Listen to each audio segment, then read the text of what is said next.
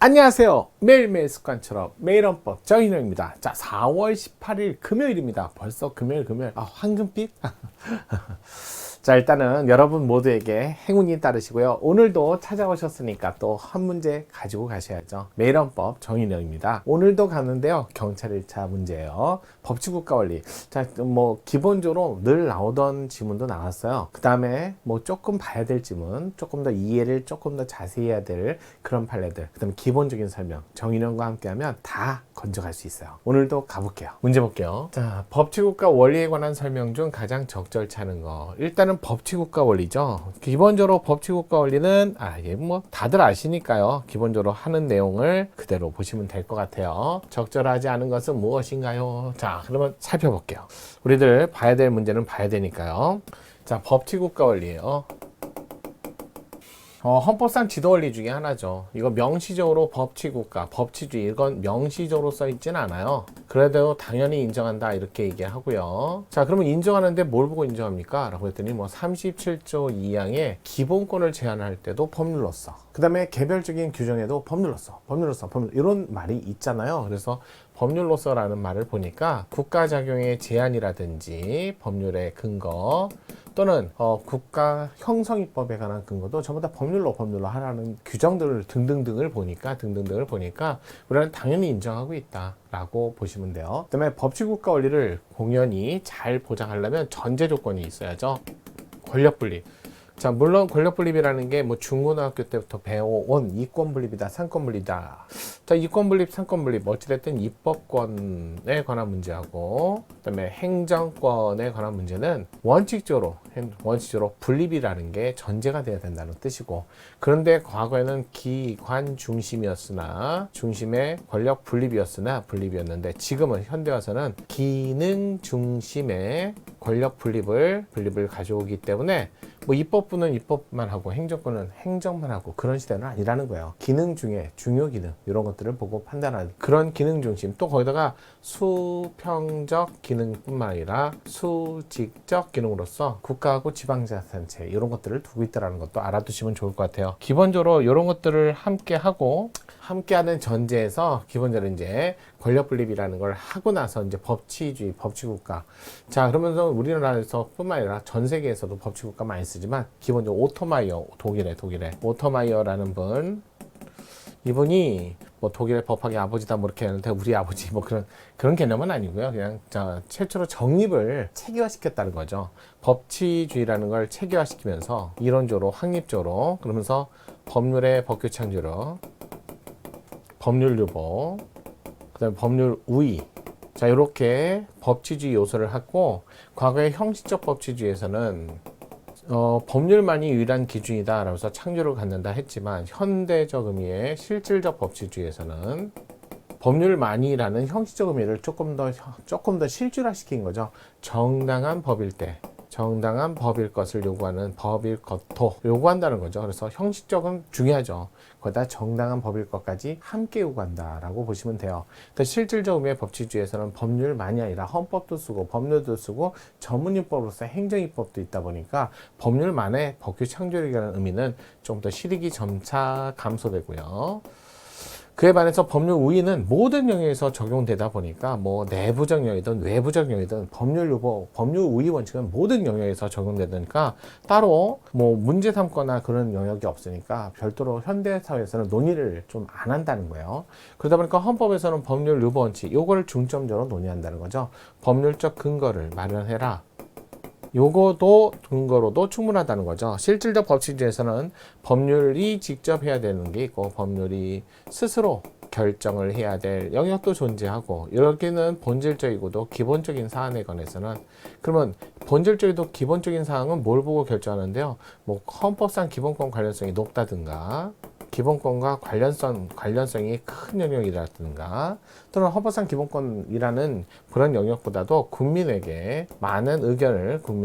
의견을 청취해야 될, 그런 의견을 많이 들어야 될 이런 필요성 있는 영역의 문제라면, 그런 곳이라면 반드시 국회가 스스로 결정하는 게 맞다. 하지만 전문적이고 기술적이며 세부적 사안에 관해서는 국회가 스스로 모든 걸 다 하기보다는 전문가의 입법을 통해서 보충하는 게 좋지 않느냐. 그래서 법률은 있어야죠. 그래도 특정해서 개별구체적 위임을 통해서 개국 위임을 통해서 따라서 포괄 위임은 안 된다는 거죠. 원칙적으로 포괄적으로 위임을 하지 말고 특정해서 위임을 통해 자, 이렇게 갖고 만드는 법규명령 같은 행정부의 입법도 필요하게 시절이 된다는 거죠. 이렇게 되는 거죠. 그래서 실질적 법치주의에서는 법률로서만의라는 개념이 아니라 법률의 근거를 두고 자 그러다 보니까 여러분 헌법에서는 법률 유보 요게 중요하죠. 법률의 근거를 두라라고 했는데 뭐 여러 가지 형식이 있지만 제안을 할 적에 법률의 근거를 둬라. 또 형성 구체화를 할 때도 법률의 근거를 둬라. 자 포괄적 입법권의 근거에서 법률의 근거를 둬라. 요거는 31조 6항처럼 교육법정주의. 자 이런 거 보니까 법률로 정해라 했는데 이거는 제한입법만도 아니고 형성입법만도 아니고 형성과 제한입법을 모두 형성과 규제입법을 모두 해야 될 입법권을 얘기하는 거고요. 형성입법은 구체화되는 형성입법을 의미하는 거고요. 제한입법은 쉽게 얘기해서 그 기본권을 제한할 때 필요한 법률적 근거를 말을 해라. 그래서 37조 2항이 대표적이고요. 뭐 이것만 있는 건 아니고요. 형성입법 그러면 27조 3항, 27조 5항 그래서 자, 신속 공개, 공정한 재판을 위해서 또 형사 피해자의 재판 절차 진술권을 위해서는 형성입법권이 필요하다. 대표적으로 사회적 기본권도 대부분 마찬가지예요. 사회적 기본권들도 대부분 형성입법이 필요하다는 거 이렇게 정리하시면 좋을 것 같아요. 자, 그래서 법률을 보는데 그러면 이제 국회에 의한 법률이 마련돼야 되죠. 마련돼야 되는데 이럴 때 국회 입법 법률 마련은 일단은 장래를 향해서는 누구든지 객관적으로 누구든지 알 수 있도록 예측 가능성 있게 해야 안정성을 확보한다. 안정성을 확보하라 했더니 또 과거 얘기를 자꾸 얘기해요. 과거 정당한 신뢰가 있을 때 정당한 신뢰를 보호하는 입법도 따라서 배려도 함께 해야 돼서 과거에 대한 정당한 신뢰. 그래서 소급 입법을 통해서 박탈하는 건 금지다 라는 것들. 그래서 요거는 과거의 정당한 신뢰, 장래의 객관적 측면, 또 정당한 신뢰가 있는 자만 보호하는 거니까 주관적 측면을 얘기하는 거죠. 자 여기는 객관적 측면, 예측하는 측면을 얘기하는 거고. 그래서 법률을 만들 때는 항상 장래 입법을 적용함에 있어서 누구나 다 똑같이 객관적, 과거에 대한 정당한 신뢰 있는지한테 배려, 소급 입법. 그래서 택지 소유 상한에 관한 법률을 만들면서 장래 입법을 적용함에 있어서 과잉금지 원칙, 내용에 관한 심사로서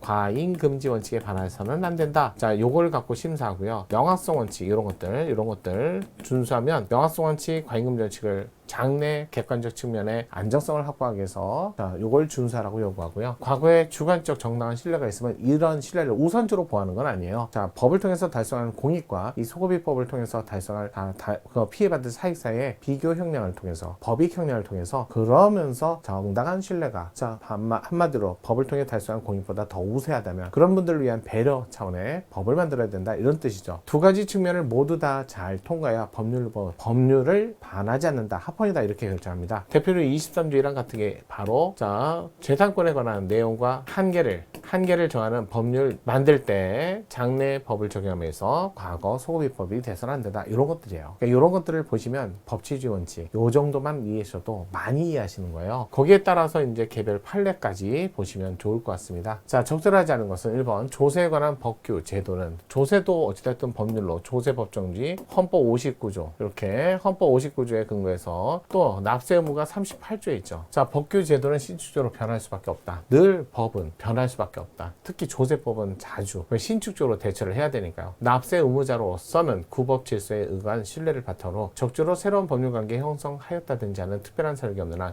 그러니까 구법 질서를 근거로 해갖고 신법 질서에 맞게 운영을 했다는 거 말고는 자 특별한 사례가 없는 한 현재 새로운 세법이 변함없이 유지되고 기대하거나 신뢰할 수는 없다. 앞으로 계속 법은 제정하지 않고 그런 건 없다는 거죠. 분명히 우리는 법을 지키는데 앞으로 이 법은 바뀔 거야. 그러니까 바뀔 거니까 우리는 바뀔 것에 대해서 대비를 해야 돼. 이런 경우를 제외하고는 대부분 다 법이 영원 불변하다라는 논의를 안 해요. 자, 이거는 많이 나왔던 지문, 맞는 지문. 자, 2번 수신료, 징수 업무를 지정받은 자가 수신료를 징수할 때 이건 확정된 이후에 징수 업무만 하는 거니까 징수 업무.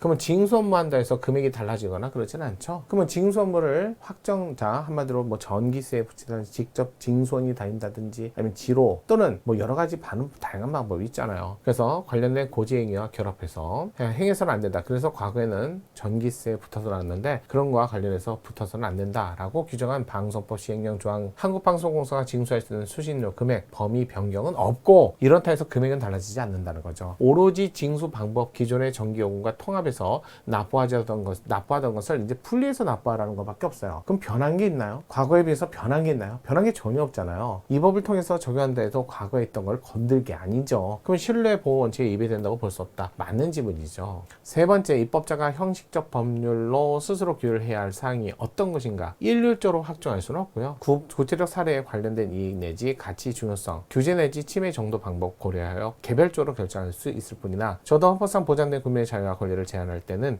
그 제한의 본질적인 사항에 관해서 입법자가 법률로서 스스로 규율할 것이다. 맞죠?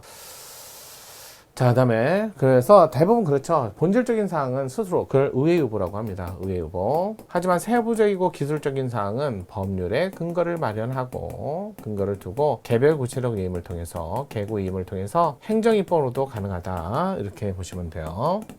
그래서 헌법 75조, 95조. 자, 이 4번 주택임대차 관련해서 임차인의 보호, 주택의 이용에 관한 정책은 입법자가 정책적으로 결정해야 할 사항으로 원칙적으로 광범위한 입법 형성의 자유가 인정되므로 특단의 사정이 없는 한, 자, 구법상의 기대 이익을 존중해야 할 입법자 의무가 있는 것은 아니라 할 것이라서 신뢰 원칙의 위반 여부 문제되지 않는다.